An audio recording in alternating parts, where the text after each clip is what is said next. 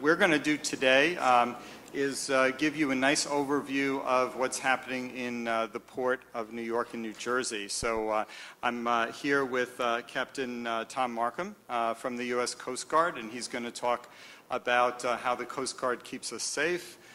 Beth Rooney from the Port Authority, Port Commerce Department, about the marine terminals and what is new in the port in terms of capital investment and volumes. And then Eleni, Janis, from a colleague of mine at New York City EDC, is going to be talking about how New York embraces the maritime industry, particularly on the finance side, and what we can do to make New York a better place to do business. So also want to recognize Emily Rhodes, who's my colleague at EDC, who worked very close with our friend Carlene and in the putting together the booklet that I think we've been giving out, all about New York as the capital of maritime capital. So yes, I'm sure we do. Are we autographing them, though? That's the question. Great. Great.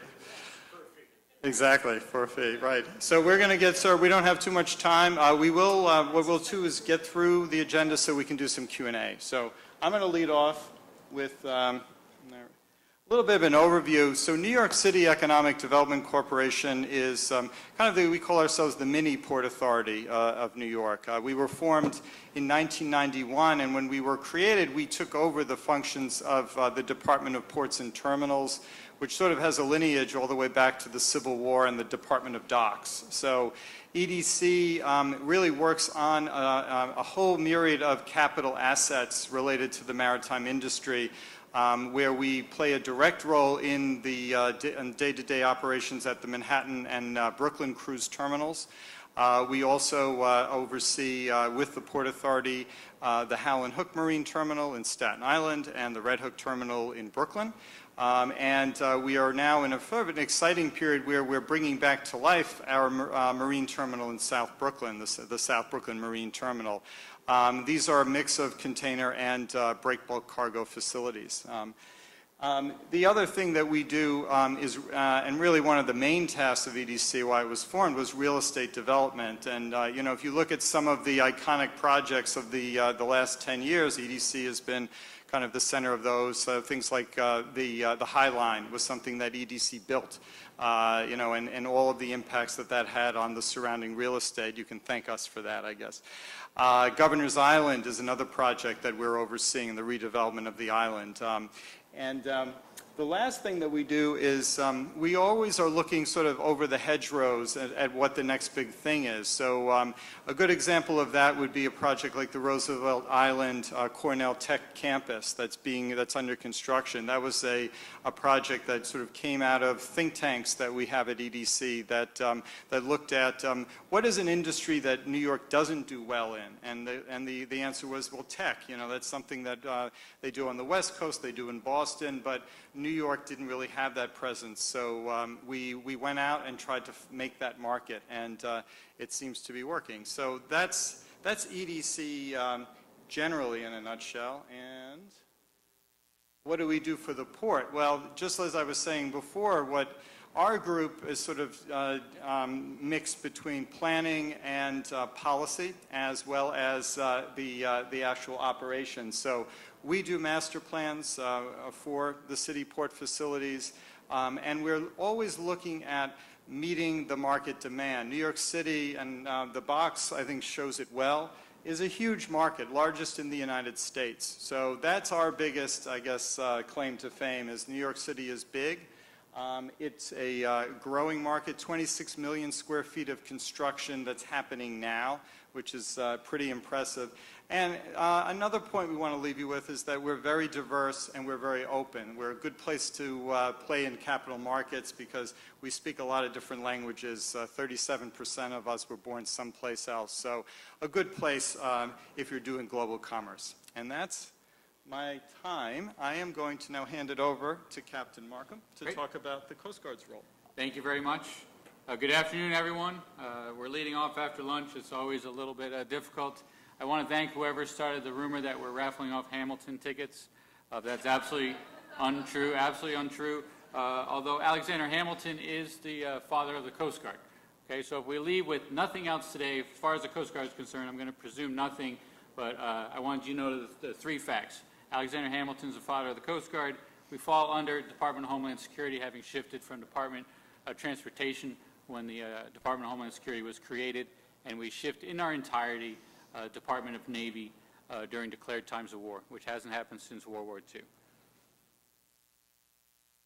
Lots of pictures, little to say. So in any port throughout the United States, you're going to encounter these 5 basic authorities that the Coast Guard Sector Commander, also referred to as the captain of the port, has.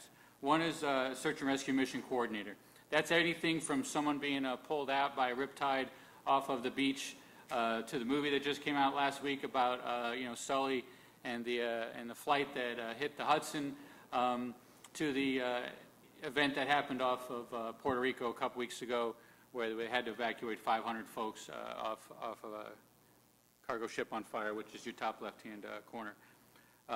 Federal Maritime Security Coordinator, both proactively and responsively. The captain of the port, the sector commander, is responsible for getting everyone together and discussing what would happen and or respond to it. So what that means in general is if there's a threat to the port right now, my boss, Captain Mike Day, who couldn't make it today, could shut the port down. Doesn't have to consult with anybody. Turning it back on is a little easier, or is a little harder, but as far as closing it, we could do so in an instant. But as you can imagine, you do that once, you better have pretty good reason. You probably won't get a second chance to do that if you don't have good reason after the first time. And he chairs the Area Maritime Security Committee meeting. So to give you an example, that's where they are today. He's at the members at large meeting at the Bayonne Cruise Terminal, and I think the last count was 350 folks attending. So that is anybody with a vested interest in the Port of New York and New Jersey would have somebody over there representing their interests in talking to the group as a whole. Federal On-Scene Coordinator, that's spills of petroleum products or hazardous chemicals in the maritime environment. That could be something as a sheen, and we'll investigate a sheen, hoping that it's something quickly that can be cleaned up or dissipate, or if there's a larger source, what are we going to do about it? And then we'll sit side by side with the responsible party and work from there. We're going to work with the EPA and the state agencies, considering we have to deal with both New York and New Jersey. Officer in charge of marine inspections, if you're in this line of work, this is probably who you deal with most at the Coast Guard unit. They're going to be involved with your inspections, your licensing, investigations, if it should come to it. And then the last is the captain of the port. And that authority is kind of very broad, but given that UNGA is just kicking off this week, United Nations General Assembly, it could come down to how do we control the waterway during UN General Assembly. Last year's 70th anniversary UN General Assembly, you had about 90% of the world leaders, a dozen determined by the State Department to be critical for world stability. So at those times, or when the Pope came to visit, or when the President came to visit, we shut down the entire East River. Nothing we'd like to do. We educate everybody. We try to be as transparent as we can with industry, and so we can work with them to plan for shipments before or after. And last, this is what we do on a daily basis here in the Port of New York. We balance the safety and security of the port with the free flow of commerce. We're here to support commerce, get it into the port. We've heard all morning how important it is to the local economy, the jobs. And then there's those of us who live here. And we know if the port should shut down, it's going to be detrimental to interest in Wall Street. But very practically speaking, and it was felt here after Sandy, there's going to be lines at the gas pump. The shelves at Target and Walmart are going to be empty. We're a consumer nation. More than 90% of everything we do comes in by these ships.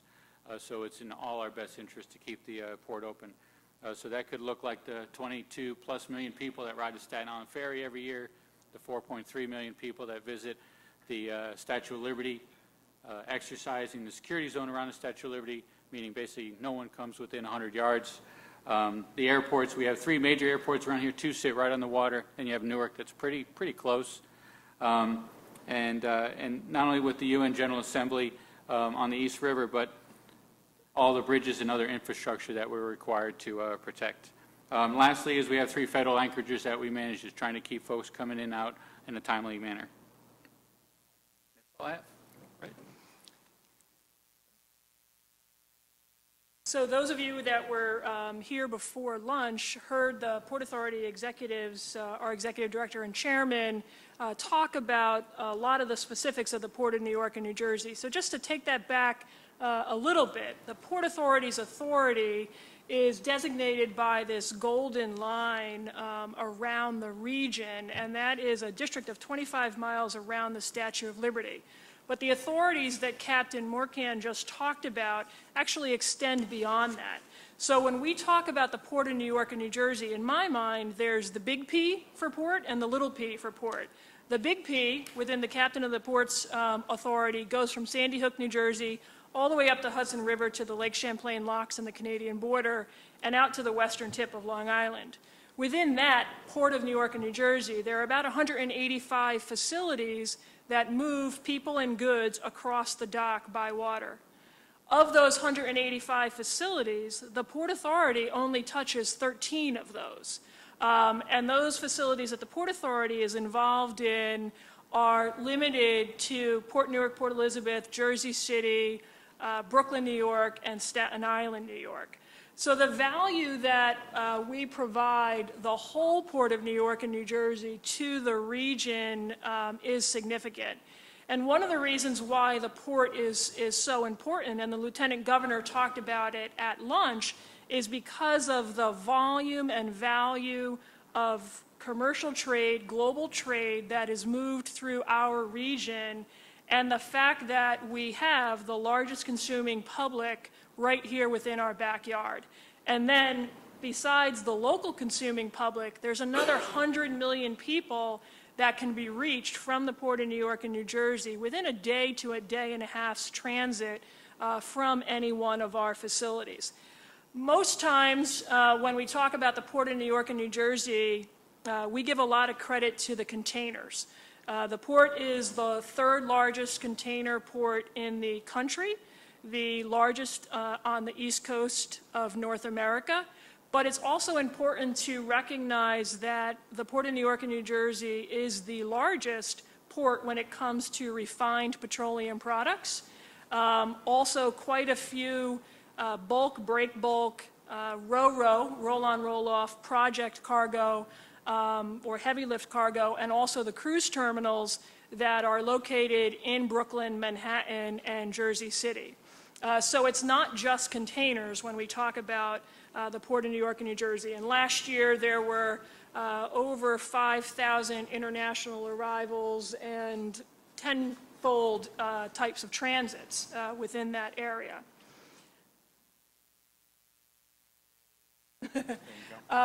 So within that, again, we talked about this earlier, but the types of jobs and the economic impact that we provide to the region is significant.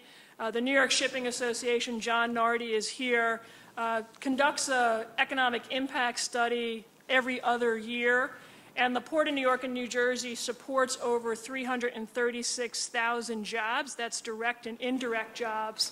And you can get a sense as to the business and personal income and tax revenue that is generated from the port terminals. And that's not just the terminals themselves, but many of us that are here. So those of you that are in insurance and admiralty law and brokerage and chartering, and the list can go on in terms of that activity. Lieutenant Governor talked about, are we big ship ready? And the answer to that is yes. The Port of New York and New Jersey is big ship ready, and in fact is already handling big ships. We will be handling even larger ships once the Bayonne Bridge is raised. So to date, the largest ship, container ship, that we've handled in the Port of New York and New Jersey is 10,100 TEUs, 20-foot equivalent units. As soon as the deck of the Bayonne Bridge is raised, which will be by the end of 2017, we will have the capacity, the capability to handle both the 14,000 TEU class vessels and the 18,000 TEU class vessels. Now, having said that, again, in a partnership between the Port Authority, the New York Shipping Association, and both the harbor and docking pilots here in New York, we have been conducting a study, a simulation in Maryland of how exactly those vessels are going to be handled here. Captain Bob Flannery from Metro Pilots actually had my daughter at the helm of an 18,000 TEU range vessel a couple of weeks ago in Maryland, and unlike the Lieutenant Governor, she did actually successfully dock the ship. So, and mind you, she's 13. But there has been significant investment in the facilities, in the infrastructure leading up to the facilities, and then within the marine terminals in order to handle these larger vessels. So between the Port Authority's investment and our terminal operators' investment, nearly $6 billion has been spent within the last decade, with another $2 billion planned in the next decade. So are we big ship ready? We are absolutely big ship ready, and we will continue to invest in the infrastructure, to support the industry, and work with our global and local trading partners to do that.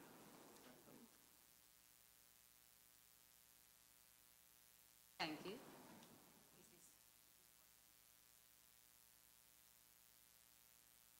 Can you hear me?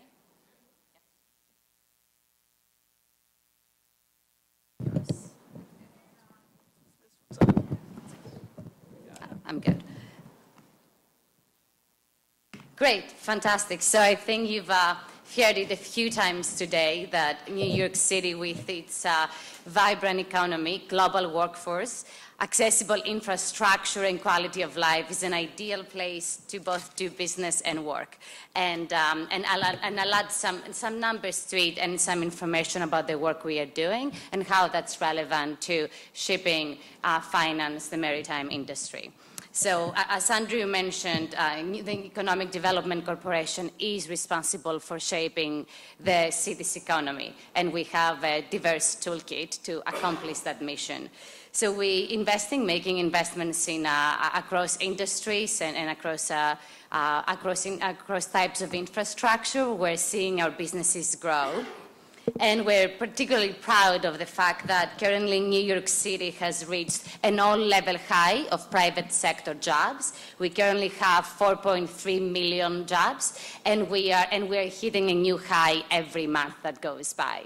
We've actually added over 260,000 jobs since the new administration took over in 2014. So good time to find a job in the city, but also a good time to expand offices in New York. And as Andrew mentioned, apparently we have several sectors that are thriving here. Shipping is an important sector. Finance and technology, equally important. And we are investing, EDC and other agencies are investing in supporting both legacy industries to continue to grow here, but also to innovate. And I know that in finance, there's a lot that's happening, from incubators to venture capital going into understanding better and supporting innovation in the big banks and the entrepreneurs, whether that means how asset management is done and may be done in the future, or how can we support the innovation in clean energy and related technologies. We spoke about New York City being a trade hub, and I guess maybe the one number that we may or may have not shared is that in 2014, the Port of New York and New Jersey imported and exported, I think, a total of almost 74 million tons of cargo. And of course, my colleague here can double check on that number, but that continues to increase, and it's and it's part of the reason why the shipping industry here continues to thrive and is supported by our infrastructure.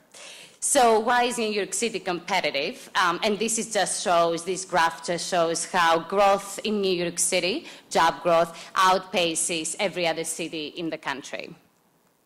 And why are we competitive? Talent and diversity are definitely, we are definitely the key factors of our success. Andrew spoke to the fact that our talent here and really the people of New York City are diverse, and 37% of New Yorkers were born outside of the US, whether that's Europe, Asia, or other continents. And they speak over 800 languages. And it's also true that our talent is competitive for two reasons. I think, as probably many of you in the room or myself, New York City likes to say, and it's true that we do attract the best and the brightest, but we also invest in talent. So, for example, in one of our efforts, large-scale effort, to create more talent here and more engineering talent to support the jobs of the future, we are overseeing and we facilitated the development of Cornell Tech, a new campus, university campus in Roosevelt Island that will be exclusively and is exclusively focused on creating applied sciences and engineering talent to support, again, the needs of businesses today, but also those of the future, as we see engineering and tech really crossing every sector, whether that's shipping or finance or fashion. And that diversity is definitely translated to quality of life, especially for some of you who may be here from a different city or may be representing international companies, thinking of where to expand and what city to expand. New York City is also a great place to raise your family. Sure, not always easy, and I do have a 5-year-old, but that definitely offers you both the accessibility and the diversity and the cultural diversity. So whether that's in our New York City schools or whether you see it in the recreational activities and the cultural institutions in New York City. It is also true that 14% of our land is covered by parks, and as urban as New York City it also does have a lot of green. I think even in Brooklyn, in central Brooklyn, you can hear birds during the day, which is shocking, but it definitely makes it a very livable city. And finally, I will close with say that it is also livable and accessible because of our investment in infrastructure. And Andrew referred to that, but both, with our current subway system being one of the cheapest developed subway systems in the world. It only costs $65 to go, 65%, not $65, of a London, of a tube ticket to go anywhere in the city. But it's also, though, that we're expanding our current ferry service. I'm not sure if you've ever used it, but EDC is currently overseeing the development of the citywide ferry on the East River that will connect the Bronx, Queens, and the east side of Manhattan with job centers in Brooklyn, in waterfront Brooklyn and Queens. And that will only increase the accessibility of the city and really actually the availability and options for companies to start offices and expand their companies and their offices beyond Manhattan to Brooklyn and live close to work. Thank you. And again, New York City is our strong economy, global workforce, and accessible infrastructure should make it a great place for all of you to be and do business. Great. Thank you, Eleni. So we're going to open up for questions. I did want to make another point that, this is neat for us because a lot of times the perception of New York is we used to be a maritime town, but we're no longer a maritime town, that all the real business takes place on the other side of the river. In New Jersey, because that's where the big ships go. But, I think having this conference in New York, really shows that it really is a much fuller industry in terms of, the finance, the brokerage, the insurance, all those pieces make the Port of New York and New Jersey. Another important piece is education, and there are a number of top schools that teach the maritime education, maritime business. Leading that would be the Maritime College in the Bronx, Merchant Marine Academy out in Long Island, but we also have Stevens in New Jersey, Rutgers, great places if you want to have a career, and we value those careers very much, so much so that New York City actually has 3 high schools that in some ways have connections to the maritime industry. We've got, of course, the Harbor School, which is phenomenal on Governor's Island. Everyone should go see it. The Global Commerce School up in Harlem, which is teaching the business of all kinds of freight logistics, and McKee Technical School out in Staten Island actually can teach you how to be a shipyard worker, and they make a lot of money doing that. So it's a full service, and if people are really interested, go see the John W. Brown, which is the old New York City Maritime High School, has come back and is docked down at Pier 36 on the East River. So, and it's a lot of fun to see it. So why don't we open it up for questions? Thank you. Carly? We have one question here. Got there? Yeah. Thank you, everyone, for your very informative and terrific and enthusiastic presentations. How can we work collaboratively to get this message out to the global maritime industry? This is a great start. And we published this book and launched it in Greece at the Maritime Shipping Conference of Posidonia. But we're all, what I'm trying to do is create the sum is greater than the parts so that we can all be spreading this word out to the global maritime industry to attract more business into the New York Maritime Center, which is NYMAR's mission. And we really want to see how we can do that in a synergistic fashion and leverage off all the information you've got so that we can build this community here and get the word out what a great community it is. Say amen. A shout out to the Port Authority because you have a whole bunch of people who do that for a living. Yeah. Not only do we have people that are doing that, we actually have a team of folks that are in Europe this week doing that very thing. And we have, through the states of New York and New Jersey and their economic development groups, in New Jersey, it's Choose New Jersey. We heard earlier from the New York State Economic Development Corporation, where there are entities within the state governments that are there for the purpose of attracting businesses to the New York and New Jersey area. And we have partnered with both of those organizations, being a state agency ourselves, to ensure that they are aware of New York, New Jersey as a maritime global commerce hub, all of the benefits of shipping through the Port of New York, New Jersey, and locating adjacent to there. So that's certainly not the end-all and be-all. I think the question is, how do we take the variety of initiatives that are underway and kind of group them all together? I think it's a great idea, Carlene. Yeah, I think it's a matter of there's a number of them going on. I think it's a matter of somehow pulling them all together and leveraging them so that we're using our resources best, sharing the information and not necessarily tapping into the same audience with one group after another going to the same audience, but kind of diversifying. So it's another discussion, I would say. We'd definitely join you in Greece sometime. That sounds good. Yeah. Yeah. Questions? Do we have any other questions? Oh, Hey. we have. Buckley? Just a quick question. After the Bayonne Bridge, what are the next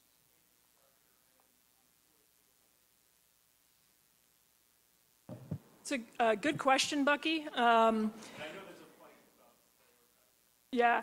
So the reality is that we're running out of space, right? So there's no more land. So we need to use the land that we have more efficiently.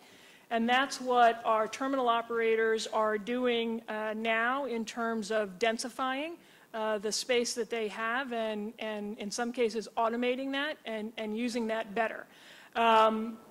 When we talk about, what else is going to come, that 18,000 is where we're going to max out because the Bayonne Bridge will match the Verrazano Narrows. So we're certainly not going to be getting any bigger than that. We believe that the workhorse in New York and New Jersey is going to be the 12,000 TEU with a good number of 14s and some 18s. In fact, at the simulation a couple of weeks ago, one of the ocean carriers said loud and clear, The moment the Bayonne Bridge is raised, we're bringing in 18. That's an anomaly. That is not what everybody is planning to do. The workhorse, we believe, based on what the carriers are telling us, will be the 12s, with a good number of 14s and some 18s. So in order to do that and to do that safely, maintaining the channels and waterways is going to be important. We're going to have to expand the riparian rights of the berths, because right now the berths are 150 feet and the beam of a Maersk Tripoli is 198 feet. So we can't be dredging the channel and dredging the berth at two different times without, a ship sitting, cockeyed. We also need to consider how the ships will safely pull out and navigate around Newark Bay. So I think we will look not necessarily on the water side of new infrastructure projects, but maintaining what we have and making them correspond, better to each other.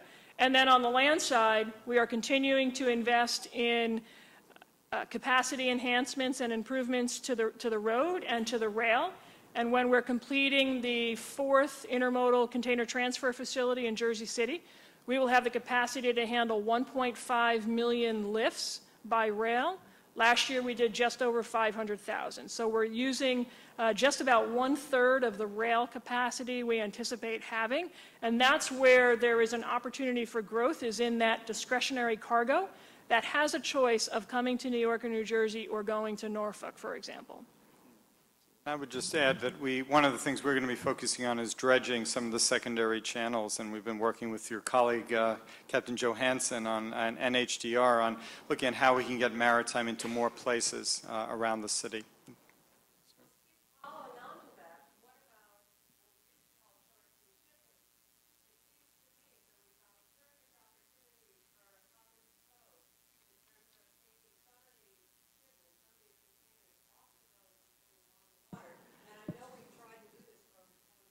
Sure.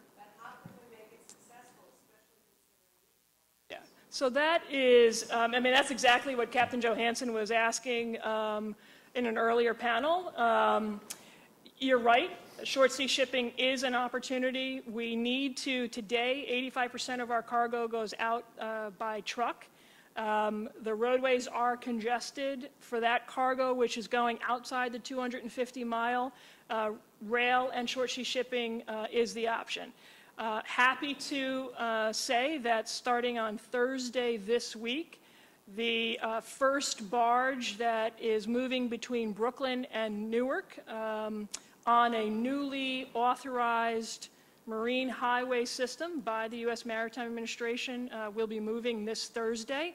I think that is the beginning of what we hope will be more short sea shipping.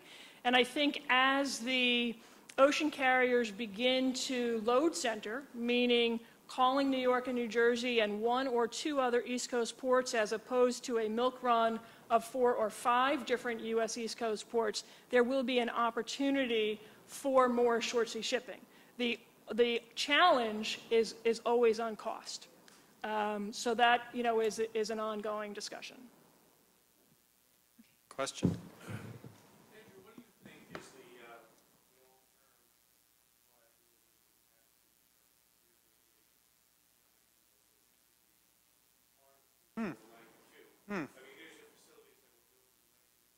Yeah.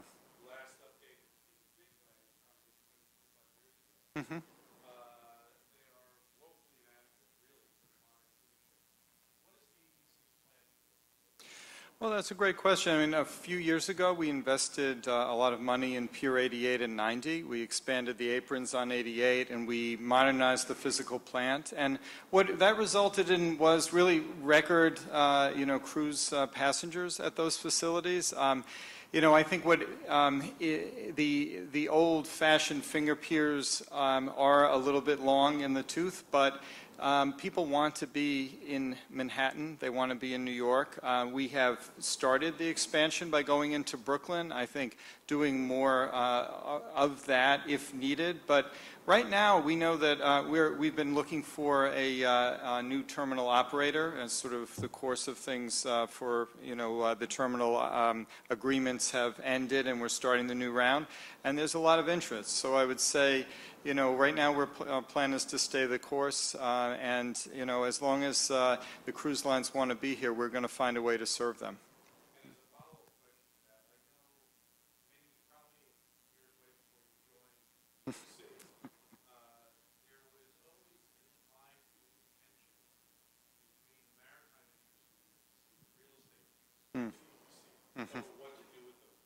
And every once in a while, you can see where the real estate people overcame Maritime Yeah. and exerted their will.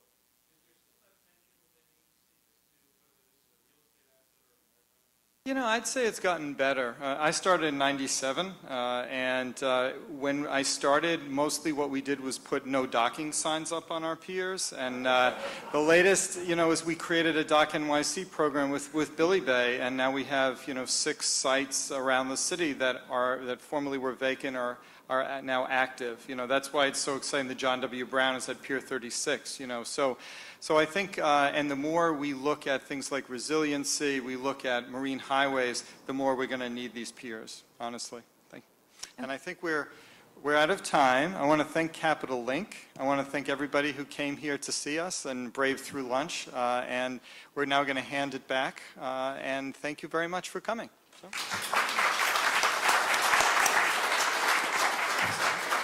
Can we close it?